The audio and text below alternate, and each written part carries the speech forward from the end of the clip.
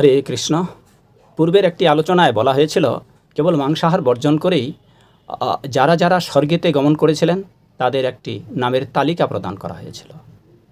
বিশ্বদেব সেই জ্ঞানপ্রবীণ মহাভারতের বর্ণনা করেছেন যে কেবল মাংসাহার বর্জন করেই যারা স্বর্গে যেতে পারবেন, এবং এই মাংসাহার বর্জন করে যদি কোনো ব্যক্তি দুরাচারগ্রস্তও হন, অনাচারী ব্যভিচারী হন, কেবল যদি মাংসাহার বর্জন করেন তাহলে তিনি আর কখনো নরকে নিতে হবেন না। সে সম্বন্ধে বলা হচ্ছে যে সকল লোক অমাংস ভোজনরূপ এই অহিংসারূপ উত্তম ধর্মাচরণ করেন তারা অতি দুরাচারী হলেও তারা কখনো নরকে নিত হন না। অপি চেত সুদূরাচারও ন জাতু নিরয়ং ব্রজিত। মহাভারত অনুশাসন পর্ব 100 অধ্যায়ের 109 শ্লোক।